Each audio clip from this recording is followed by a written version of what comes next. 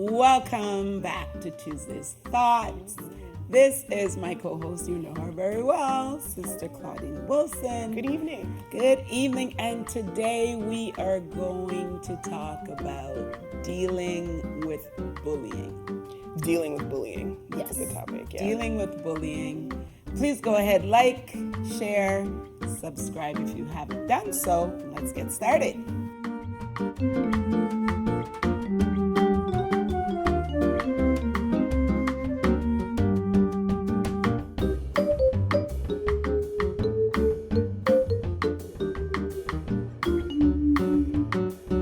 What is bullying? Now, when you hear bullying, a lot of us think of children, but we're taking it from two perspectives. We're looking at children being bullied and adults being bullied. So that's what we're going to look at today. And bullying is aggressive behavior, unwanted aggressive behavior towards someone. And usually the person who is doing the bullying has some kind of power or perceived to have some kind of power over the person that's being bullied. So we are going to talk about that today and look into what you can do if you're being bullied. Yeah, when I think about the word, or when I think about bullying and what that means, really the only thing that comes to mind, or the first thing that comes to my mind, is intimidation. I feel like the underlying objective, maybe, is intimidation, is to express some type of, or to elicit some type of fear factor, Yes. From the person who's Absolutely. the subject of the bullying. And as you say, like that really can play out in any context. Definitely. Among children, in the schoolyard, but in a workplace context, among adults, between family members, like it absolutely can apply in any context. But that intimidation piece is really huge when I think about bullying. Very important, absolutely. And because the intimidation piece sometimes is rewarding to the person that's doing the bullying, to see you cower, to see you be scared, to see you reverence the person because of the bullying, in the sense of, okay, I'm going to do what you want, okay, right? Because that happens a lot with bullying, not just for children, but for adults as well. What do you think are some of the the factors that feed into or play into a person's bullying behavior, if I can call that, say that? So the person who's doing the bullying? Yeah. Sometimes those people themselves have been bullied. Okay. But I also think it can be like, it could be coming from how you, the person who's the bully, feel about him or herself. So I don't feel so good about myself, but if I can put you down, it pushes me up a little notch, right? And the more I can push some people down is the more I push myself up. But really, within myself, I don't think so much of myself. I'm not happy with me. I'm not happy with me. My self-esteem might not be at the place that it needs to be. And maybe I'm just not a nice person. That too. Yeah, that's very true. Right. Have you ever been bullied, you said? I was thinking about it. Yeah. Have I ever been bullied? And I'm not sure. Okay. When I was younger, maybe, but it wouldn't have lasted long based on the person I was. Quiet, but Gotcha. if you mess with me, You'd stand up. I'd stand up for myself. Didn't matter who you were, whether you were tall, short, older. Even though I was very quiet, no, I wouldn't put up with being bullied as a child. Okay. As an adult, now that you're saying it, I think I did. I think I might have experienced some kind of bullying in regard to work. Okay. And that didn't last long because I called it out. Good. Spoke to the person kept on doing what they were doing. And there was a power thing there because it was, I guess, between myself and a manager. Okay. Manager. And I kept on saying, can we talk? Can we go in your office and talk about this situation? And she kept ignoring me. And I wouldn't suggest you do this, but we were in cubicles. Okay. And I called her out in front of everyone. Now, I wouldn't suggest you do that, but I called her out in front of everyone because after about a month of running after her to say, she wouldn't Let's listen. fix it, yeah. And I wouldn't suggest you use that approach unless, Yeah. but I did, and that quashed it. the person actually was so after that, they were like, oh, Jassett, oh, you know, kind of wanting to make amends, so to speak. And yes. Yeah. In thinking about it as an adult, I actually can say that, yes, I've been the subject of bullying. And I think what makes it more difficult to navigate is when that person is in a position of power. Exactly. Like significant power. And there's a higher degree of accountability that they should be displaying. Yes. But in some ways, it's almost like there's that ability to abuse the power, right? Yes. Because here you are trying to, you know, play within the rules of the game, and because of their bully riding behavior, if I can call it that way, right? They'll change the rules of the game and so on. So it definitely can be challenging, especially as adults. Again, this is not to minimize, as I say, we talk about, you know, children as well. child to child, but adult to adult bullying is also a thing, so not to minimize it. And it becomes particularly problematic, as I say, when we have that power imbalance.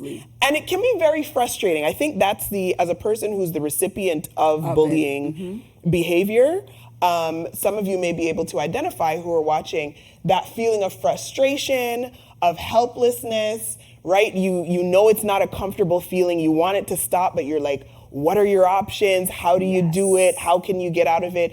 Sometimes you try, okay, I'm going to be as nice as I can. And that doesn't, you know, that doesn't help.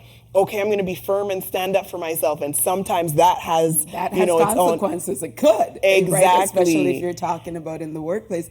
And I think it's, or, you know, adults, I think it's the same thing with children as well. For sure. Because you try to do what the bully tells you to do. You're trying to appease this person. So with kids, we know it's give me your lunch money or whatever, right? And you do it. And the thing is, the more you do, is the more the bully they'll add something to that. And even with the adult, right? So like you said, you're playing in the lane of this is what I'm supposed to do as a subordinate or as an employee.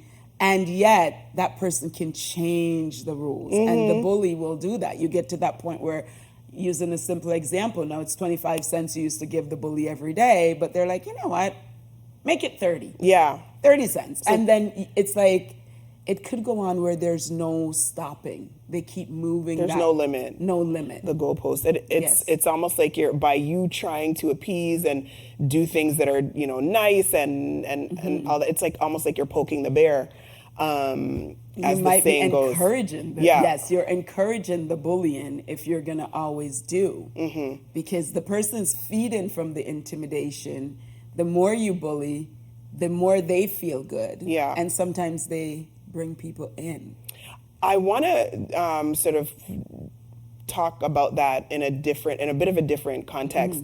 Because as I said, we don't want to minimize it. I think it's a very important topic of discussion, particularly for you as parents, because of what we see, you know, in our social settings, in news media. We see like some very significant the after effects of both people who have been bullied and of bulliers, right? To the point of kids are losing their life, whether they're taking their own life as a result of it, you know, taking the lives of others. So it really is a serious thing. Absolutely. And I think the messaging is, you know what, don't disregard it. As much as we're saying, you know, there can be adverse consequences to what you're trying to achieve, it really is a thing to not disregard. Like it's a thing that you have to pay attention.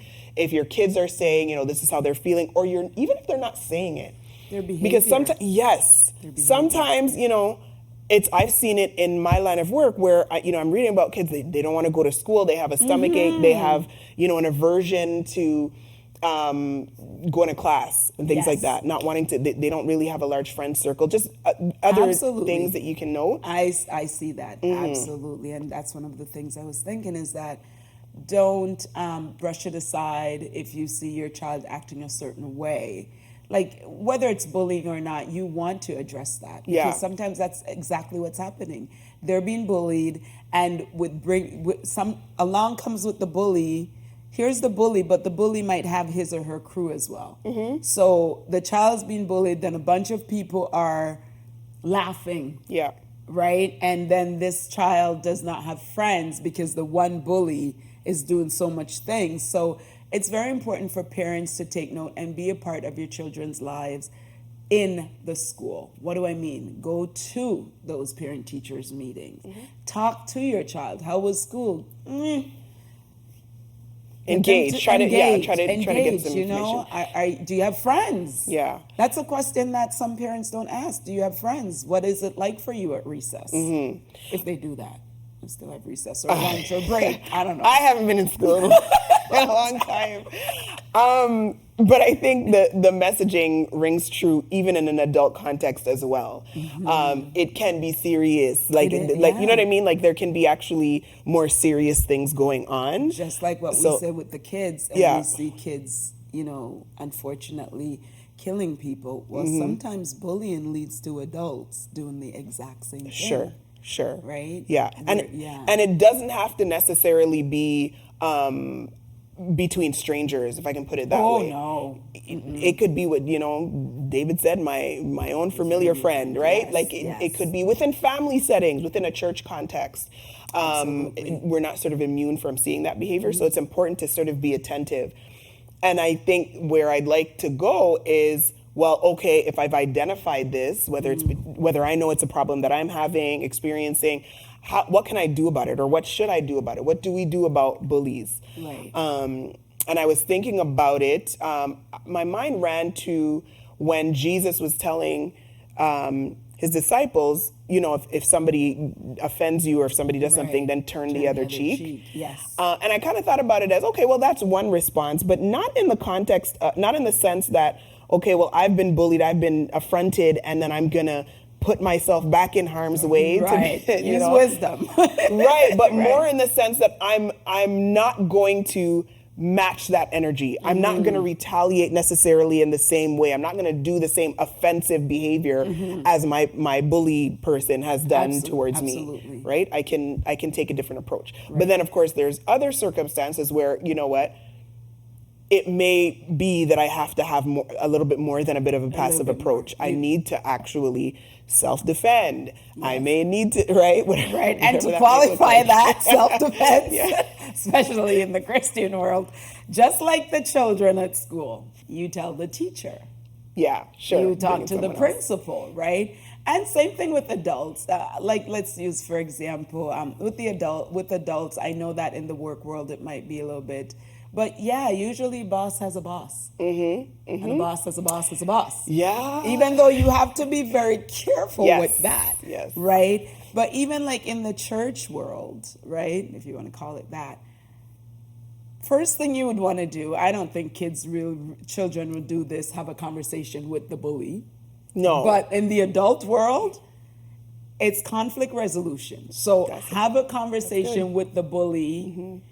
And you might not get the response, but biblically, you go to the person first. Very true. Then after you do that and you might not get the response that you want, then you take someone else and have an adult, lovely approach, discussion, right? So same kind of way. And if you have to keep going up to say, okay, this is what's happening. This is how it's affecting me. Because we don't have to go to the person and go, you're a bully. No, I can say, you know what? When you say such and such or when you do such and such, I feel this way. Kind of, we call it I statements, right? I feel this way. I'm not accusing you, but I'm saying when you do such and such, this is how it makes me feel. Right. And you know, not to play the devil's advocate or to speak on behalf of the bully, but it may be that it's not necessarily their intent. But certainly it is the impact. Yes. And there's something to be said about that. The behavior is resulting in a certain That's exactly what I was thinking when I say have a conversation with the person. Even at work, the manager, this is how I feel when such and such was done. Right. That's not accusing anyone. Yeah. This is saying this is my reaction to something that was done. And I think approach is important. Now, it doesn't mean it's going to resolve it, but at least they know that, okay, this person is recognizing what's happening. Right. I think I'm glad you said that because it's not always going to go in the, you know, happy ending, happily ever after kind of outcome that we would hope for. Yes. If this is actually a person who's being a a bona fide bully who's intentionally Yes. trying to aggrieve you, then I still think that there is an approach that can be taken as far as, seeking godly wisdom Yes. about how to, either approach it in the first instance or what next steps should be taken. Right. Because as I say, we would all love that happy ending story. Oh my goodness, I feel so horrible. That wasn't my intention. How could I? But you could get that response, and it's not genuine, right? So just to keep that in mind. But too. then you get to gauge that by the subsequent behavior, Exactly, right? If the exactly. behavior then continues, then you know it wasn't Exactly. sincere. But yeah, I think those are some of the ways, and as I say, kind of capping it off with really seeking godly wisdom, Yes. getting some assistance, Yes. and prayerfully approaching it so that the way that you've been feeling, whether it's a one and done incident or whether it's a series of continuous interactions that are causing you to feel this way, I do believe that seeking godly Yes. guidance and direction about how to deal with it, prayerfully putting it on the altar. Prayerfully, Sometimes that's what definitely. it is. That's You all. just have Sometimes to all you need is to pray, pray and and leave it sometimes you there. need to pray, and depending on what it is and how it's going, pray and then start taking actions. But Absolutely. always the approach is important and godly. That we have to always keep prayer in mind and keep in mind that you are representing Christ. Yeah. So we're not going to be bullied to a bully. This is true. This is true. So we have to be careful how we do that. But also, bullying can cause a lot of negative things to people: depression, anxiety, low self-esteem. We know it happens with children, but guess what? Even with adults being bullied, where you can lose your confidence if someone keeps bullying you, and you don't feel so good about yourself. So absolutely, as Sister Claudine says, you definitely want to approach it in a prayerful mode. And in regard to children being bullied, if your child tells you that he or she is being bullied, it is very important that you address it with their teacher, with the principal. And if teacher doesn't do anything, principal doesn't do anything about it, then you need to address it with that school board, whatever that area is. It's very important. It is a zero tolerance for bullying, but it is happening, right? Indeed. So please don't ignore your children if they're telling you that they're being bullied. Don't say, oh, suck it up, be strong. Don't go, oh, I've been through that, right? It is very important because it could be detrimental to their mental health down the road. And likewise, as an adult, do something about it because it can also be detrimental to your mental health as well. Well said. Yes. Thank you for inviting me to the conversation tonight. Yes, thank you for your input. Wonderful. So please join us again next week as we continue with Tuesday's Thought. And I hope you gain something from today that will help you or help someone else if you know they're being bullied. God bless you.